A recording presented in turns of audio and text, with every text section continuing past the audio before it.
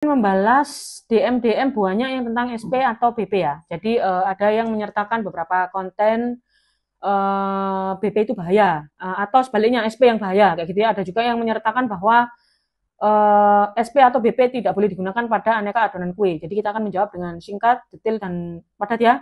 Nanti akan ada reel yang dimana kita bisa menciptakan SP secara alami melalui yang namanya telur.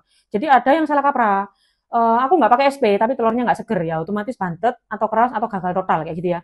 Aku pakai telur segar tapi nggak ngerti cara yang namanya menghasilkan emulsifier alami. Jadi nanti ada caranya. Itu bukan dari kebanyakan yang teori beredar ya. Itu kita memang ambil daripada teknik daripada industri Jepang kayak gitu ya. Makanya kenapa kok di Jepang kok memang mereka masih menggunakan SP, tapi ternyata daripada penggunaan SP itu ada juga dibarengi dengan metode yang benar. Jadi nanti langsung dibahas di real. Lalu masalah SP atau BP itu adalah bahan tambahan pangan. Boleh atau tidaknya tergantung daripada pangsa pasar kalian. Kadang ada orang yang pakai telur yang kualitasnya nggak segar, itu harganya beda dengan kualitas telur yang segar ya, kayak gitu ya. Jadi kadang dengan cara seperti itu menyiasati para penjual memberikan yang namanya SP atau BP itu dengan takaran yang ya maksimal ya, karena kan telurnya kan masih digolongkan dengan yang kalau kita mau profesional itu telur yang nggak boleh. Kan pernah dibahas telur, kalian bisa scroll di bawah. Jadi telur yang boleh dan atau enggak untuk baking itu berbeda dengan telur yang bisa kita olah dengan masakan ya, beda. Jadi dunia baking dengan masakan jangan disamakan. Kayak gitu ya. Jadi SP telur yang alami ketika kalian nggak ngerti kelolanya, telur segar kalian juga percuma kayak gitu ya. Lalu pemakaian bahan tambahan pangan itu bukan tidak boleh. Kalau tidak boleh, itu kembali ke personal masing-masing. Penggunaan daripada bahan baku yang membedakan pertama sama metode. Hari-hari ini pelanggan atau pembeli atau calon customer itu pinter kok. Jadi kalau ada customer yang ngomong kok nggak enak, kok kayaknya ada rasa getir atau sabun atau apapun, itu dari penggunaan telur yang tidak segar. Jadi penggunaan telur yang tidak segar itu bisa mengakibatkan yang namanya produk kalian, kue atau bolu itu kayak sabun, ada rasa keset kayak gitu ya. Itu pertama mungkin kita mengira, oh SP atau BP-nya, belum tentu. Jadi telur segar itu bisa menyebabkan produk kalian sangat-sangat nggak sempurna kayak gitu ya. Jadi tapi klien itu tahu, customer itu tahu ya, bahwa ketika dia membeli dengan harga segini, dia tahu itu pasti penggunaan SP.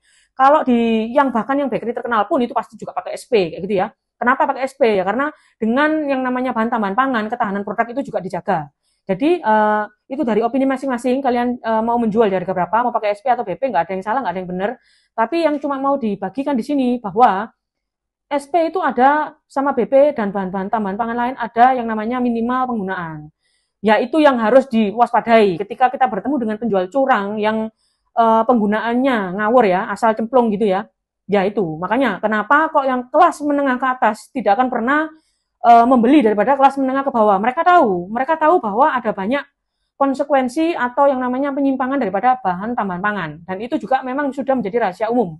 Jadi kalau mungkin ada sobat baker yang mungkin nggak terima dengan statement ini, abaikan, karena itu dari sisi daripada pembeli atau customer kayak gitu ya. Jadi mau pakai SP atau BP silakan. Tapi kalau telur segar bahan baku maksimal SP BP bisa hilang, bisa dihilangkan. Karena kenapa kok pakai SP atau BP? Ada juga member dari kursus baking private ya, member komunitas baker level up, itu dia tanya, ada yang bilang kalau BP jauh lebih aman daripada SP. Siapa yang bilang kayak gitu ya?